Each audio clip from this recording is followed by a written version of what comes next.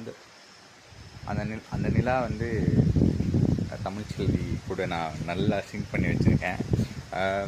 ஆனால் டெய்லியுமே பார்த்துக்கிட்டு இருந்தாலும் நிலாவை டெய்லியுமே பார்த்துக்கிட்டு இருந்தாலும் 3 ப்ராப்ளம் இருக்குது தமிழ்ச்செல்வி கூட. அதாவது தமிழ்ச்செல்விங்கிற பேர் கூட 3 ப்ராப்ளம் இருக்குது. ஃபஸ்ட்டு ப்ராப்ளம் கூட எனக்கு பிடிச்ச ப்ராப்ளம்னு சொல்லலாம். சார்ட் அவுட் பண்ணிடலாம். ஒரு வேளை எனக்கு வரப்போகிற பொண்ணு வந்து ஆக்சுவலாகவே தமிழ்ச்செல்விங்கிற பேரில் இருந்துச்சுன்னா பயங்கரமாக இருக்கும்.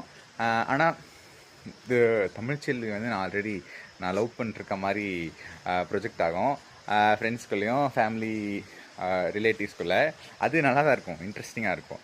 ஆனால் செகண்ட் அண்ட் தேர்ட் ப்ராப்ளம் தான் ரொம்ப சீரியஸான ப்ராப்ளம். செகண்ட் ப்ராப்ளம் என்னென்னா, ஒரு வேளை தமிழ்ச்செல்விங்கிற பேர் அந்த பொண்ணு பேராக இல்லைன்னாலும் தமிழ்ச்செல்விங்கிறது வந்து அந்த வரப்போகிற பொண்ணுக்கு வந்து பிடிக்காத பேராக இருந்ததுன்னா, பிடிக்காத பேர் இந்த சென்ஸ் பிடிக்காத ஃப்ரெண்ட்ஸு,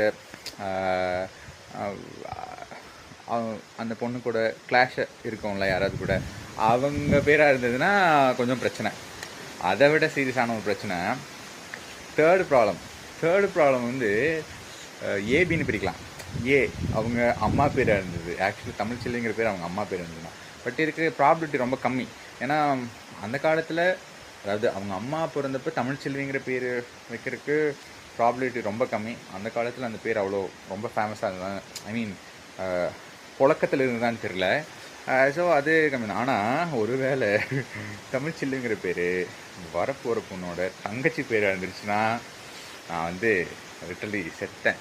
லிட்டரலி எப்பவுமே செஞ்சுக்கிட்டே இருப்பாங்க. தமிழ்ச்செல்விங்கிற பேர் எப்போ அது வச்சு ஓட்டி அது இதெல்லாம் பண்ணுவாங்க. ஸோ இந்த ப்ராப்ளம்ஸ் எல்லாம் எதுவும் வரக்கூடாது. ஃபஸ்ட் ப்ராப்ளம் வந்து சூப்பராக இருக்கும். செகண்ட் அண்ட் தேர்ட் வந்து வெரி டேஞ்சர் ப்ராப்ளம்ஸ்.